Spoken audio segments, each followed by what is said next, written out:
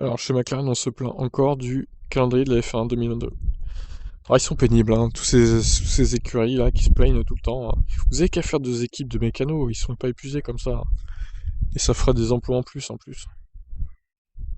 Donc un record dans l'histoire, 23 courses. Après la pause estivale, il y aura notamment une série de 6 courses en 7 semaines, tandis que l'on verra de nombreuses courses doubles. Certains voyages sont très rudes pour les pilotes et les employés, notamment l'enchaînement entre Bakou et Montréal, qui imposera à la F1 de parcourir près de 10 000 km entre 2 courses. C'est pareil en une semaine. Michael Italiano. Michael Italiano, c'est ça son nom? Magnifique. Le coach performance de Daniel Ricciardo juge que ce rythme est très difficile à tenir. Il révèle également qu'il a entendu beaucoup de plaintes au sein du garage McLaren à ce sujet. Ah là là, bon. Alors évidemment, on pourrait dire, ah bah, si ça vous plaît pas, si vous êtes pas capable de suivre le rythme, bah démissionnez les gars. Mais bon. Il y a eu quelques personnes qui se sont lâchées dans le garage au sujet de l'année prochaine. Je crois qu'il y aura 3 triplés de courses et seulement 3 courses seules, les autres étant des courses doubles. Nous commençons en février avec les tests, et nous terminons à la mi-novembre, c'est donc plus tôt. Mais nous faisons toujours une course supplémentaire, ils ont condensé la saison.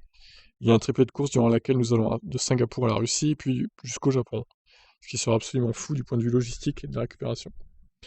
Oui, mais alors qui dit qu'il n'y a pas Singapour ou Japon à cause du Covid qui vont être annulés encore? Honnêtement, moi je m'y attends, hein. C'est excitant parce que le sport se développe très rapidement, mais du point de vue des pilotes, ça devient beaucoup plus difficile physiquement et mentalement en fonction du calendrier que la F1 continue de distribuer. Michael Italiano, qui suit Ricciardo sur chacune de ses courses depuis 2017, explique avoir dû trouver un bon équilibre pour prendre soin de lui également, ce qui m'a posé problème lors de ma première année en F1. C'est que je ne suis pas vraiment concentré sur moi-même. Je voulais tellement m'assurer que je faisais du bon travail avec Daniel que j'ai dû tomber malade 3 fois cette année-là. Mais je me suis rendu compte que si je prenais pas soin de moi, je n'étais d'aucune utilité pour Daniel. En tant qu'entraîneur ou membre d'une équipe, vous devez prendre soin de vous, car vous n'êtes utile à personne si vous arrivez sur le lieu d'une course et que vous êtes malade. Ça paraît logique. Donc, pour rappel, hein, le calendrier 2022, le voici. Alors, pourquoi ça se finit si tôt, entre guillemets? Parce qu'il y a la Coupe du Monde de foot. Au Qatar, ils voulaient pas perdre de l'audience à cause des matchs. Donc c'est pour ça, sinon je pense qu'ils auraient, comme cette saison, poussé jusqu'à mi-mars, mi-décembre en fait. Ce qui aurait été quand même mieux pour les mécanos et tout, ça aurait été moins condensé en fait. Mais bon, le coup du monde est fait qu'on peut pas faire autrement quoi. Mais à la limite, je me dis qu'ils auraient peut-être pu commencer un peu plus tôt la saison aussi, hein. Pourquoi pas début mars par exemple? Ils l'ont pas fait, c'est un peu dommage je trouve.